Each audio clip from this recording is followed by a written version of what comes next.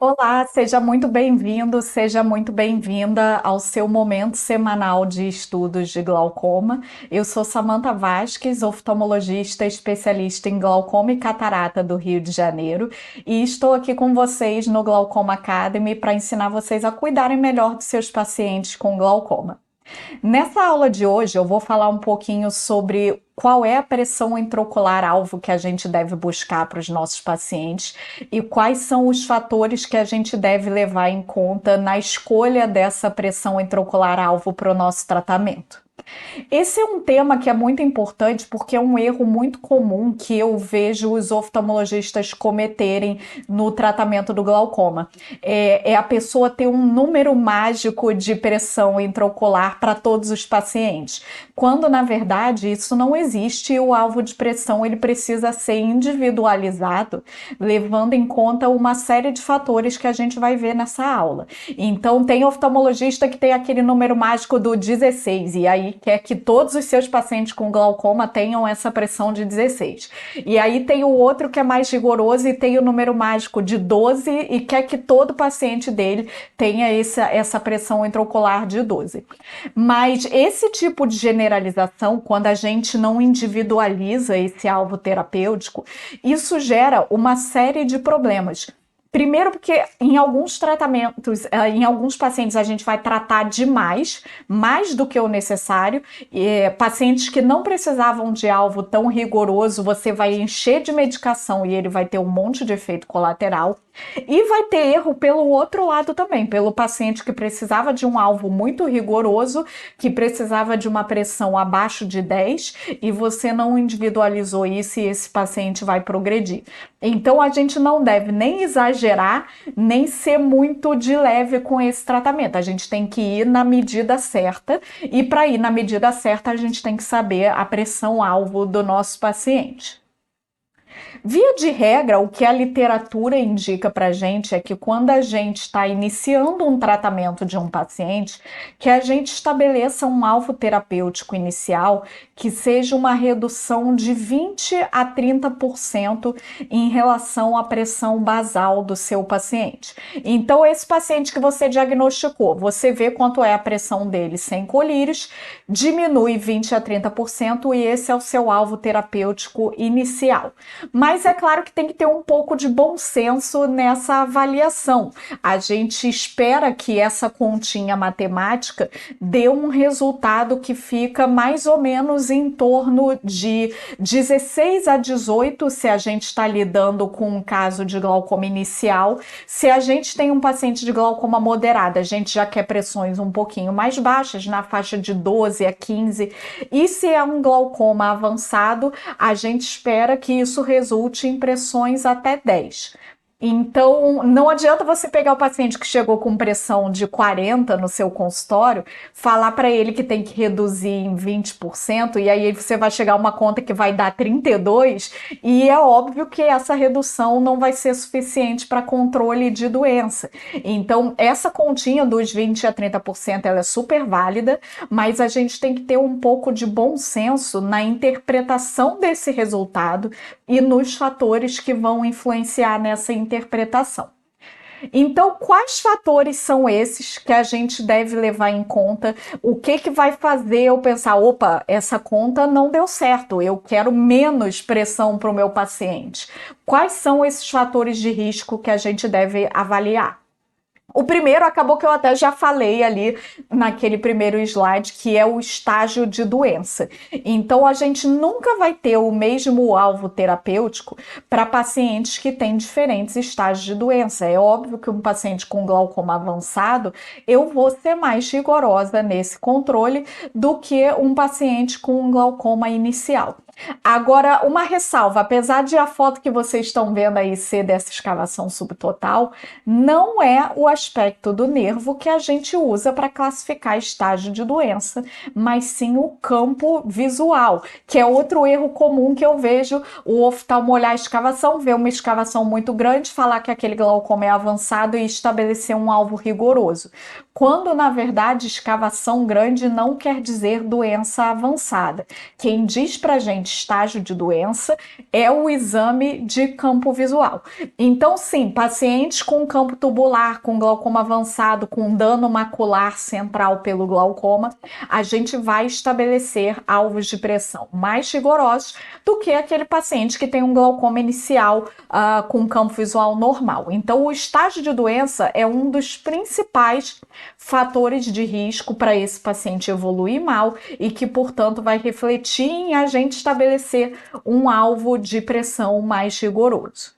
Um outro fator que influencia demais em prognóstico do paciente é o valor da paquimetria corneana. Então, os pacientes com córnea fina, a gente vai estabelecer alvo mais rigoroso. Um ponto importante de frisar aqui é que essa questão de paquimetria fina e alvo mais rigoroso não é só uma questão de correção da medida do tonômetro, tá? A gente sabe que o Goldman erra quando a córnea é fina e que ele hipoestima a pressão intraocular desses pacientes, mas não é só isso que faz com que esses pacientes tenham risco. Mesmo se a gente fizer uma correção, por exemplo, se a gente faz uma medida num Corvis, num HORA, corrigindo pela córnea, mesmo assim, a córnea fina vai me fazer ter um alvo de pressão mais rigoroso, porque esse paciente tem um fator de risco independente para a cegueira, tá? Quando eu falo em correção, eu falei aqui em HORA e Corvis, que são aparelhos que corrigem a pressão intraocular em função da esterese corneana. Não recomendo vocês usarem aquelas correções de tabelinha, tá? Tabelinha de comparação de paquimetria e pio é furada. Tem diversos estudos sobre isso, cada estudo chegou a uma tabelinha diferente, então essas tabelinhas elas não são reprodutíveis. Não usem tabelinha de correção de pressão intraocular em função da paquimetria. Se você quiser uma correção, você vai precisar de uma medida de pio num desses aparelhos que corrigem em função da esterese corneana. Mas lembra que mesmo a pio corrigida, se esse paciente tem córnea fina, ele tem um fator de risco independente para cegueira e você precisa reduzir o alvo terapêutico dele. Um outro ponto importante é o histórico familiar, e não só o histórico familiar de glaucoma, mas o histórico familiar de cegueira por glaucoma. Porque é muito comum os nossos pacientes terem um histórico familiar positivo, mas eu lido com maneira diferente daquele paciente que fala assim: doutora, todo mundo na minha família tem glaucoma, minha mãe usa colírio, minha tia usa colírio, meu irmão usa colírio. Aí eu sempre pergunto: alguém ficou cego? E aí o paciente me diz: não, todo mundo trata, controla, ninguém ficou cego. Beleza. É outra coisa aquele paciente que chega para mim e fala: doutora, minha avó tá cega, a tia-avó tá cega também, e minha mãe já operou, tá quase ficando cega, tropeça em tudo.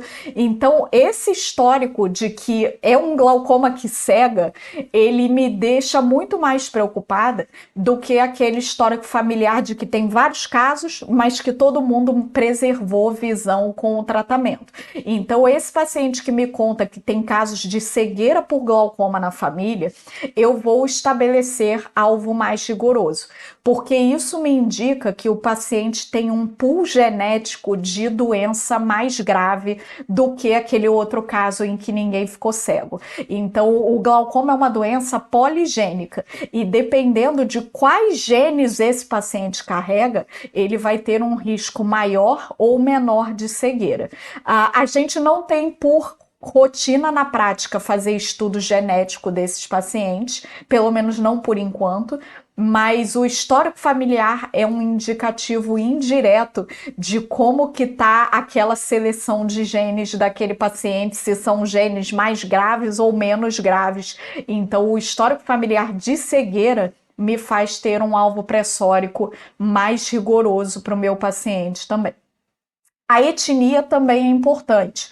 Os negros, eles têm maior chance de cegueira pelo glaucoma. Então, a gente precisa levar isso em conta, de que um paciente branco e um paciente negro, o negro ele tem mais chance de ficar cego. Então, a gente tende a estabelecer alvos terapêuticos um pouquinho mais baixos. Eu considero um fator menos importante, porque a nossa população é muito miscigenada, mas é uma coisa que a gente não pode deixar de lado. Os pacientes negros e latinos, em geral, eles têm maior chance de cegueira. Então, uma boa parte da nossa população está inclusa nesse grupo de risco maior de evoluir para cegueira e que, portanto, a gente vai estabelecer um alvo mais rigoroso. Os pacientes jovens, eles também têm maior risco de evoluir para cegueira, principalmente se eu levar em conta que esses pacientes vão conviver aí 40, 50 anos, às vezes 60 anos com a doença. Quando eu diagnostico um paciente com 70 anos de idade, esse paciente vai ter 10, 15, 20 anos, talvez, para conviver com glaucoma e controlar a doença. Quando eu diagnostico um paciente com 30 anos, esse paciente vai ter que controlar glaucoma durante 70 anos da sua vida. Então, isso com certeza acarreta uma chance de cegueira maior, e então a gente tende a ser mais rigoroso com os pacientes jovens. Além disso, os pacientes jovens, eles têm um pouco mais de dificuldade de adesão terapêutica, então a gente precisa de um controle mais próximo e de alvos pressóricos mais baixos com esses pacientes. Um outro ponto importante de se levar em conta é dos pacientes míopes. Os pacientes míopes, eles têm maior chance de ter glaucoma, eles têm maior chance de progressão do glaucoma, e dependendo do grau dessa miopia, vai ser muito mais difícil de a gente detectar essa progressão através dos exames. Então, principalmente aquele paciente que é automíope, que o campo visual vem alterado não só pelo glaucoma, mas também pela miopia, que o OCT vem cheio de artefatos. A primeira coisa que passa pela minha cabeça é que vai ser muito mais difícil eu detectar uma progressão rápida de exame nesse paciente do que num paciente que não tem esses fatores de confusão. Então, eu tendo a compensar isso com um alvo pressórico mais rigoroso.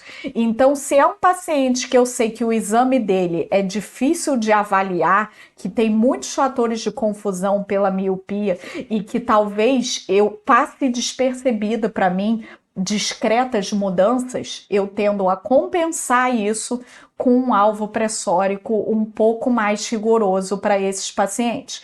Então, se é aquele míope que o exame vem muito confiável, não necessariamente eu vou mudar o meu alvo. Mas se é aquele míope que o campo visual vem com perda difusa, que o OCT tem uma curva com um padrão diferente da média das pessoas, aí eu vou sim estabelecer um alvo rigoroso para esse paciente. E um outro ponto aqui importante da gente levar em conta é a doença cardiovascular. E de todos esses fatores que eu falei, ele é o único que é modificável. Então é importante a gente sempre encaminhar os nossos pacientes para avaliação cardiológica de rotina e manter essa parte cardiovascular muito bem controlada, porque também é fator de risco para cegueira, mas nesse ponto, diferente dos outros, nesse ponto a gente consegue intervir e diminuir o risco desse paciente. Então, aquele seu paciente diabético, insulino dependente, hipertenso mal controlado, dislipidêmico, que tem 3 stents cardíacos, esse paciente ele precisa de um alvo de pressão mais rigoroso, porque a doença cardiovascular é fator de risco para cegueira pelo glaucoma. Então, primeiro encaminhe ao cardiologista, segundo estabeleça um alvo mais rigoroso. Não é necessariamente uma ordem temporal, mas são 2 pontos importantes de você ter em mente quando você está diante desse paciente com a parte cardiovascular não muito bem controlada. Se essa aula te ajudou a cuidar melhor dos seus pacientes com glaucoma, se inscreve aqui no Glaucoma Academy no YouTube e também lá no Instagram, onde todos os dias eu posto conteúdo que vai te ajudar a cuidar melhor dos seus pacientes com glaucoma, manter esses pacientes mais bem controlados e prevenir a cegueira pelo glaucoma pelo mundo afora. Então, até semana que vem com mais uma aula sobre glaucoma aqui no Glaucoma Academy.